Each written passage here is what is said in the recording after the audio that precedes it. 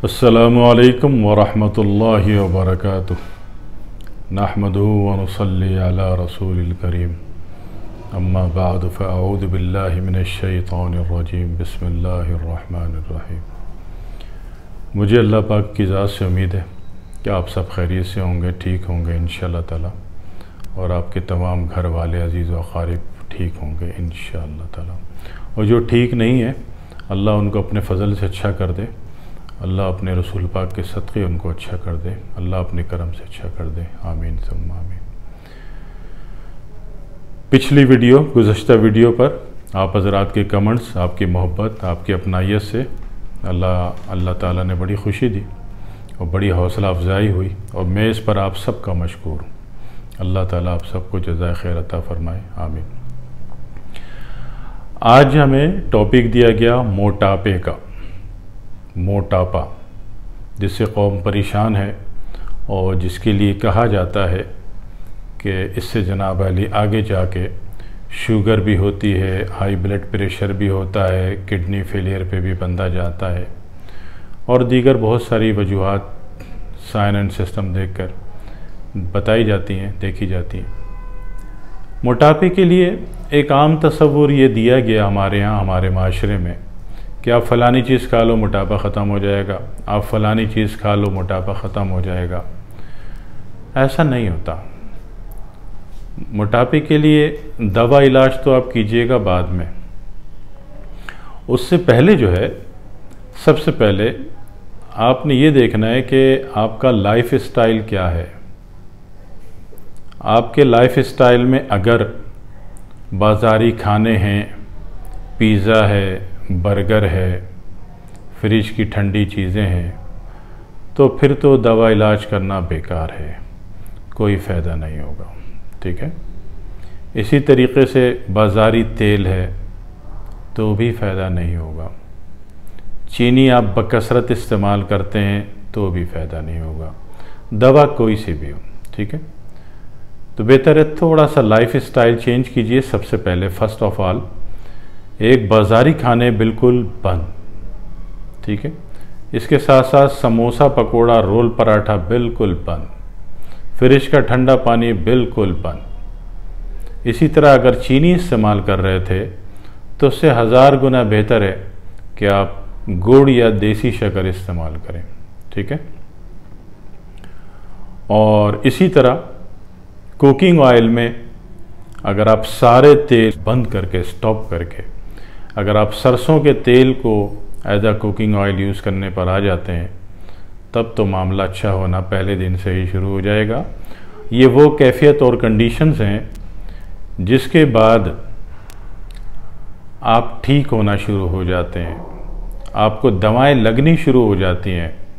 बेशुमार लोग कहते हैं कि हमने बेशुमार जगहों से इलाज करवाया, कुछ तो इतना मुबालगा करते हैं, वो कहते हैं हमने पाकिस्तान का एक हकीम नहीं छोड़ा, एक डॉक्टर नहीं छोड़ा, हमने दुनिया के आखिरी कोने तक के डॉक्टर से रब्ता किया, लेकिन हमें फ़ायदा नहीं हुआ। तो इस मुबालगे की में कितनी हकीकत और सच्चाई होती है, ये मेरी बहस नहीं है। मेरी अर्ज़ सिर्फ इतनी है, रिक्वेस्ट इतनी है कि अपना लाइफ स्टाइल सही कीजिए। ये चंद चीज़ें, बुनियादी चीज़ें मैंने अर्ज़ की हैं, ये अपना लीजिए, इसको थाम लीजिए। इससे दो फ़ायदे होते हैं, या तो आप बिना इलाज के ही ठीक हो जाते हैं, मर्ज़ कोई भी हो, मर्ज़ आपका कोई भी हो, तकलीफ़ आपकी कोई भी हो, ठीक है। ख्वाह यूरिया, क्रेटिनाइन, यूरिक एसिड क्यों ना हो, ठीक है। अगर इन चीज़ों को छोड़ते हैं और जो चीज़ें मैंने अर्ज़ की वो थोड़ी सी चेंज करके अपनी लाइफ में एंटर करते हैं, तो ज़िंदगी वैसे भी आसान हो जाती है, मुश्किलात ख़त्म हो जाती हैं, परेशानियां दूर हो जाती हैं। 954 चीज़ों के तजुर्बे और दवाएं खाने से जान छूट जाती है, लाखों रुपए इलाज में बर्बाद करने से जान छूट जाती है, ठीक है। छोटी सी बातें मैंने कहीं, ज़्यादा मुश्किल में नहीं डालता मैं आसानियाँ बांटता हूँ, आसानी बताता हूँ। इसके बाद देखिए कि जो मोटापा है, मोटापे में देखिएगा कि मोटापा है कौन सा आपको। मोटापा 3 किस्म का है, एक आसाबी होता है, एक उज़लाती होता है, एक गुद्दी होता है। यकीन कीजिए कि मोटापा जो है वो सिर्फ आसाबी होता है, यानी कि जब आप अपनी पैंट की बेल्ट बांध लें, इसके बाद अगर पेट लटका हुआ है आटे के थैले की तरह, तो सिर्फ ये मोटापा है, बस ये मोटापा है। अगर आपका पेट ऊपर से फूला हुआ है या साइडों से बॉलों की तरह निकला हुआ है, तो ये मोटापा नहीं है, ये कॉन्स्टिपेशन ओवर एक्सिस है। ठीक है, अब दो बातें, अब ये दोनों बातें क्लियर कीजिए। ठीक है, अगर ओवर एक्सिस कॉन्स्टिपेशन है, कब्ज़ है, तो ये भी आपने ख़त्म करना है। ठीक है, क्योंकि दिखने में बुरे लग रहे हैं। अगर दिखने में बुरे लग रहे हैं तो वो चीज़ आपने रिमूव करनी है अपनी बॉडी से, वो चीज़, उस थिंग को, उस फिगर को डिलीट करना है। ठीक है, इसमें अब दो बातें आ गई, एक कब्ज़ कॉन्स्टिपेशन और एक मोटापा। ठीक है, अगर कब्ज़ की कैफियत है, यानी कि पेट ऊपर से फूला हुआ है, सीने के नीचे से फूला हुआ है, बीच से फूला हुआ है या दोनों साइडों से फूला हुआ है, तो ये दोनों कब्ज़ की कॉन्स्टिपेशन की कैफियत हैं, उसकी कंडीशन है, उसकी साइंस है। ठीक है, तो इन दोनों कैफियत में अब अगर ऊपर से फूला हुआ था या बीच से, तो ये उजलाती कॉन्स्टिपेशन था, और अगर दोनों साइडों से फूला हुआ था तो ये जनाब वाली गुद्दी ग्लैंड सिस्टम का कॉन्स्टिपेशन है। दोनों का एक इलाज कीजिए आसानी के साथ। ठीक है, बहुत आसान तरीन इलाज, मुश्किल ना मैंने देनी है, ना मैंने मुश्किल बतानी है, ना मुश्किल में डालना है। ठीक है, उसमें अगर पेट ऊपर से फूला हुआ था, बीच से फूला हुआ था या साइडों से फूला हुआ था, तो रोज़ाना रात को 1 गड्डी पुदीना ले लीजिए। रात को 1 गड्डी पुदीना लिया आपने और उसको 2 गिलास पानी में इतना पकाया कि पानी आधे का आधा हो जाए और पी जाए। ये तो रात का हो गया। और इसी तरह निहार मुँह यही काम करना है, मगर उसमें 1 लेमू निचोड़ना है। ठीक है, 1 लेमू निचोड़ना है। मुश्किल से 1 महीना जाएगा बस, मैक्सिमम। ऐसा नहीं होगा कि हम 5 साल से दवा खा रहे हैं और 8 महीने से दवा खा रहे हैं। 1 माह, विद इन 1 मंथ कि आपका ये मसला हल हो जाएगा, आपका फिगर बेहतरीन हो जाएगा, आपका हुलिया दुरुस्त हो जाएगा। ठीक है, और कॉन्स्टिपेशन भी आपका ख़त्म हो गया।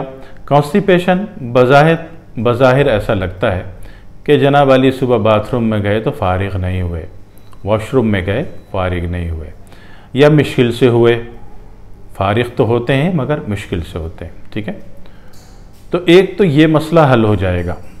दूसरी बात ये है कि जब भी कॉन्स्टिपेशन होता है तो डेफिनेटली ये डिपॉजिट भी करता है टॉक्सिन आपकी बॉडी में। अपनी ज़रूरत से ज़्यादा टाइम गुजारे, 4 घंटे से ज़्यादा टाइम गुजारे, तो ये बीमारियां पैदा करनी शुरू कर देता है।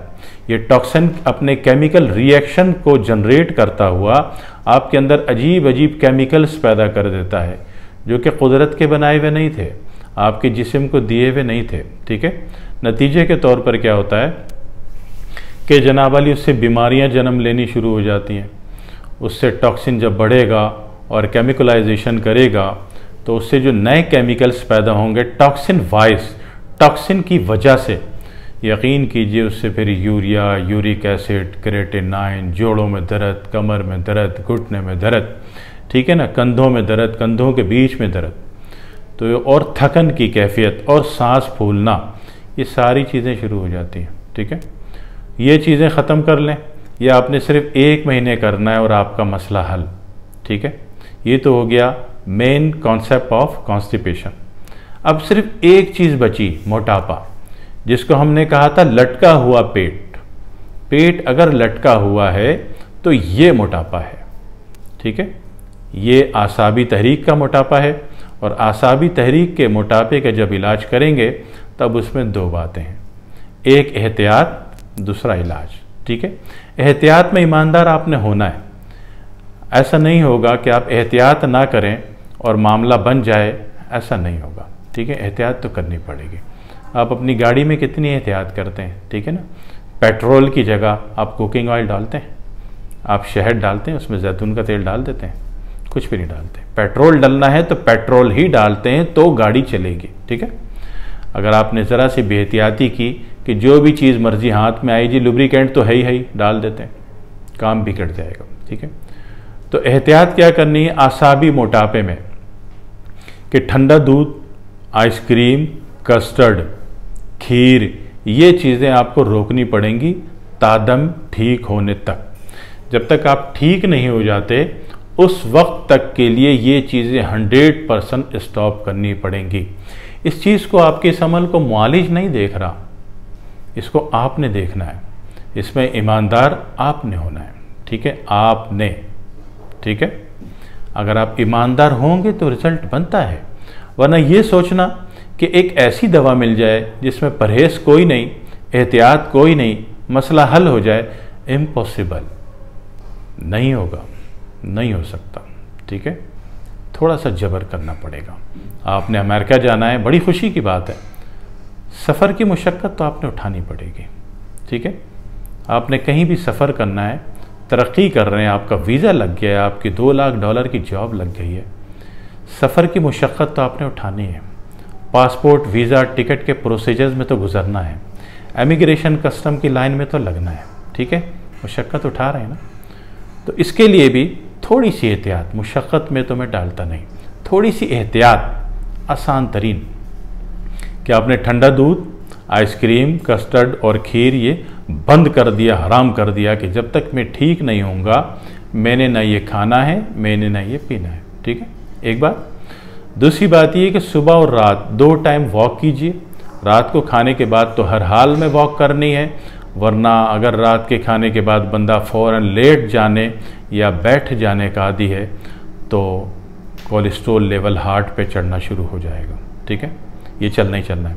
लेकिन इसमें एक्स्ट्रा क्या करना है कि सुबह मॉर्निंग वॉक ज़रूर करनी है, और मॉर्निंग वॉक से पहले आसान तरीन काम, मुश्किल में तो डालना ही नहीं है, आसान तरीन काम, सुबह निहार मुँह 1 गिलास नीम गर्म पानी लिया। ठीक है, 1 चम्मच सौंफ चिबा ली, चिबा के खा ली, चाय का चम्मच, ज़्यादा बड़ा नहीं, और उसके बाद शहद मिला नीम गर्म पानी आपने पी लिया। ठीक है जी, ये आसान तरीन इलाज है। इससे आसान तरीन इलाज मैं समझता हूँ कि शायद ना मिले। इन एहतियात, इन साइन और सिस्टम के तहत आप चलेंगे, इंशाल्लाह आपका मकसद हल हो जाएगा। ठीक है, दूसरी बात कि अगर ये बात कि जनाब हमने सारे नुस्खे आजमा लिए, हमें फ़ायदा नहीं हुआ, तो फिर मेरी इन चंद गुजारिशात पर जो मैंने शुरू में अर्ज़ की हैं, एहतियात के नाम पे, एहतियात के नाम पे, सिक्योरिटी के नाम पे, ठीक है, ये आपने लाजमी करनी है। यकीन कीजिए फ़ायदा होता है, फ़ायदा होता है, फ़ायदा होता है। ठीक है, और मक्खन भी यूज़ नहीं करेंगे, देसी घी आप यूज़ करते हैं, कर सकते हैं। ठीक है, मक्खन का मिजाज ठंडा है, ठीक है, आसाबी है, आसाबी उजलाती है, और देसी घी का मिजाज जो है आसाबी गुद्दी है।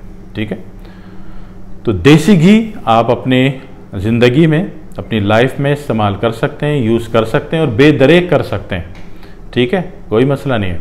कहते हैं जी कोलेस्ट्रॉल, कोलेस्ट्रॉल मक्खन में होता है, कोलेस्ट्रॉल मक्खन में होता है, या कोलेस्ट्रॉल किसी भी ऐसे खाने के बाद हो जाएगा जो जिसके बाद आपने ठंडा पानी पी लिया। ठीक है, आप बिरयानी की एक प्लेट रख दीजिए, आप देखिए कि इंतहाई खुशगवार शक्ल है, खुशगवार कैफियत है और खुश जायका है। बिरयानी कहीं जमी हुई नज़र आ रही है आपको? नहीं। इसमें 1 गिलास ठंडा पानी डाल दीजिए, आप देख लीजिए बिरयानी का क्या हुलिया बन गया आपके। आप बेहतरीन कौरमे में 1 गिलास ठंडा पानी डाल दीजिए, आप देखिए उसका हुलिया कैसे बिगड़ गया, आप देखिए उसके साइडों में चर्बी आ गई। तो जो कोलेस्ट्रॉल आ रहा है वो आपके खाने से नहीं आ रहा, कोलेस्ट्रॉल जो आ रहा है वो ऊपर से पानी पीने से आ रहा है। ठीक है, अव्वल तो पानी किसी भी सूरत में नहीं पीना है, और ठंडा तो बिल्कुल हराम, ठंडा तो आपने पीना ही नहीं है। ठीक है जी, तो ये बहुत थोड़ी सी एहतियात है। तो समझ लीजिए कि जहाँ को कोई बहुत सूखा होता है, सूखा बच्चा, उसके इलाज में जहाँ बहुत सारी बातें हैं वहाँ उसको मक्खन खिलाया जाता है, खिलाया जाएगा, क्योंकि उसका आपने गोरा मोटा करना है। लेकिन जब आपको वज़न गिराना है तब आप मक्खन इस्तेमाल नहीं कर सकते, आप देसी घी बेदरेग इस्तेमाल कर सकते हैं। ठीक है, आपने आसाबी मोटापे में जहाँ पेट लटका हुआ था आपने देसी घी बेदरेग इस्तेमाल कर सकते हैं, और निहार मुँह अर्ली मॉर्निंग वॉक आपने लाजमी करनी है, ज़रूर करनी है, ठीक है, रिज़ल्ट चाहिए। अगर रिज़ल्ट चाहिए तो इतना कष्ट तो उठाना पड़ेगा, इतनी कुर्बानी तो देनी पड़ेगी, ठीक है। सुबह आप अलल निहार मुँह अला सुबह आप उठ गए और आपने एक गिलास नीम गर्म पानी लिया, ज़्यादा तेज़ गर्म ना हो, और उसमें 1 बड़ा चम्मच शहद डाला, ठीक है, और उससे पहले आपने सौंफ चिबा के खा ली। सौंफ यहाँ पे फाइबर का कैरेक्टर रोल प्ले करेगी सौंफ, ठीक है ना। तो ये फाइबर जो है वो मामलात को वाश करने में, रगड़ने में और इखराज करने में आसानी पैदा करेगा। एज अ फाइबर आपने सौंफ खा ली और उसके बाद जो आपने शहद मिला गर्म पानी पिया, तो आपके मसाइल हल होने शुरू हो जाएंगे। आप फारिग होंगे बाथरूम में, आप ख़ुद कहेंगे कि मैंने महसूस किया कि चर्बी या चर्बीला मादा खारिज हो रहा है, ठीक है। तो ये अगर आप करते हैं, और गौर कीजिएगा मेरे इस पूरे बयान पे, इससे ज़्यादा आसान नुस्खा नहीं हो सकता, ठीक है। और जो गलतफहमी हमारे यहाँ पाई जाती है कि हम हर भारीपन को मोटापा समझते हैं, तो उम्मीद है कि वो गलतफहमी भी दूर हो गई होगी, ठीक है। यानी कि जो उजलाती कैफियत है, पेट ऊपर से या बीच में से फूला हुआ है, ये मोटापा नहीं है, ये कॉन्स्टिपेशन है। आप समझते हैं कि हम बाथरूम में जाके फारिग हो जाते हैं, लेकिन आप अगर बाथरूम में पूरी मकदार में खारिज नहीं होता और मुकम्मल तरीके से वाशिंग नहीं होती, और यह बाथरूम सख्ती से आता है, आसानी से फरागत नहीं होती, अजाबत नहीं होती, तो ये कॉन्स्टिपेशन है, ठीक है। और इसी तरीके से गुद्दी मोटापे की भी अर्ज़ कर दी कि उसमें दाएं बाएं से पेट फूला हुआ होता है, तो वो कैफियत भी कॉन्स्टिपेशन ही की है, ठीक है ना। मोटापा सिर्फ तीसरी कैफियत थी जहाँ पेट लटका हुआ था। उम्मीद है कि माजी की तरह आप हजरात को ये वीडियो अच्छी लगेगी इंशाल्लाह, और यूज़फुल नज़र आएगी, और उम्मीद है कि आप इस पर अमल करेंगे। बेजा तजुर्बात, बेजा दवाओं से, बेजा टोटकों से आपकी जान छूट जाएगी, ठीक है ना। जो हिकमत होती है, जो इलाज होता है, वो ज़िम्मेदाराना होता है। टोटके ज़िम्मेदाराना नहीं होते, टोटके में कोई ज़िम्मेदारी नहीं होती मालिश की बताने की, ठीक है। ये इलाज है जो मैंने अर्ज़ किया, ये इलाज है, ठीक है। इंशाल्लाह 1 महीने नॉर्मल कंडीशन में 1 माह, और चाहे मज़ीद बेहतरीन, मज़ीद सेल्फ, मज़ीद स्मार्ट होने के लिए इसको जब तक आपका दिल चाहे जारी रखिएगा। इसका कोई साइड इफ़ेक्ट नहीं है, ठीक है ना। एक होता है एक चीज़ ओवरडोज चली गई तो उसका साइड इफ़ेक्ट है। जो चीज़ें मैंने अर्ज़ की आपसे, ये फितरी हैं, बिल्कुल नेचुरल हैं, हमारी लाइफ का, हमारी ज़िंदगी का, हमारे जिस्म का हिस्सा है, ठीक है। तो लिहाजा इनके यूज़ करने में नुकसान की कोई उम्मीद नहीं है। बिल्कुल सुकून से बिस्मिल्लाह पढ़ के अल्लाह का नाम लेकर शुरू हो जाएं, और मुझे अल्लाह की ज़ात से उम्मीद है अल्लाह आपको कभी भी किसी भी सूरत में मायूस नहीं करेगा इंशाअल्लाह ताला। बाकी एक छोटी सी अर्ज़ है कि जब खाना खाएं तो पूरी दुनिया की टेंशन, बेसकूनी दिमाग से निकाल के खाएं, ठीक है, ताकि खाना आपको लग जाए। जैसे बुज़ुर्ग और अकाबरीन बताते हैं कि 32 दफ़ा चिबा लिया जाए। 32 दफ़ा में कोई टॉर्चिंग नहीं है, बल्कि हालत सकून है कि आपने 32 दफ़ा सिलो सिलो चिबाना है। इसमें क्या होगा, ग़िज़ा आपको लगेगी और ताकत का ज़रिया बन जाएगी, ठीक है। अगर आप एक टेंशनाइज्ड कैफियत में, कंडीशन में खाना खाते हैं, जिसको उर्दू में हबड़ दबड़ कहा जाता है, तो इसमें खाना लगता नहीं है। खाना जिस्म को लगेगा नहीं, उसकी ताकत, उसकी एनर्जी जनरेट नहीं होगी, आपकी बॉडी में उसकी एनर्जी इंस्टॉल नहीं होगी, ठीक है। तो उसके लिए बेहतर है कि खाना जो है बहुत हालत सुकून से, सबसे पहले तो खाने का मूड बनाएं। अपना मूड तो आपने बनाते हो कि मुझे खाना खाना है, लेकिन खाने का भी मूड बनाएं। यकीन कीजिए फ़ायदे में आएंगे इंशाअल्लाह। खाने का मूड कैसे बनाना है, अल्लाह आपको सुकून देगा अगर आपने खाने का मूड बना लिया। सबसे पहले तो आपने हाथ धो लिया, दस्तरखान पर बैठ गए, और उसके बाद आपने बिस्मिल्लाह पढ़ी, ठीक है। उसके बाद खाने को देख के कहा, बेशक मुंह से कहें, बेशक दिल से कहें, या अल्लाह तेरा शुक्र, या अल्लाह तेरा शुक्र, या अल्लाह तेरा शुक्र। ठीक है कि अल्लाह आपको खाना नसीब कर रहा है। यकीन कीजिए दुनिया में करोड़ों लोग ऐसे हैं जिनको खाना नसीब नहीं है। अफ्रीका की बेशुमार मुल्कों की वीडियोस देखिए, दरख्तों की छाल उबाल के खा रहे हैं, मट्टी के गोले मुंह में डाल के खा रहे हैं। ठीक है, तो सबसे पहले अल्लाह रब्बुल इज़्ज़त का, अपने पैदा करने वाले का, अपने खालिक का शुक्र अदा कीजिए कि उसने आपको खाना दिया। उसके बाद कहिए, बेगम की तारीफ़ कीजिए, पकाने वाले की तारीफ़ कीजिए कि खाना बहुत अच्छा है, देखने में कितना अच्छा लग रहा है तो खाने में कितना अच्छा होगा। ठीक है ना। और पहला लुक़मा मुंह में डालते ही बोलिए, बेगम ने जो खाना पकाया है वो अच्छा ही पकाया होगा ना।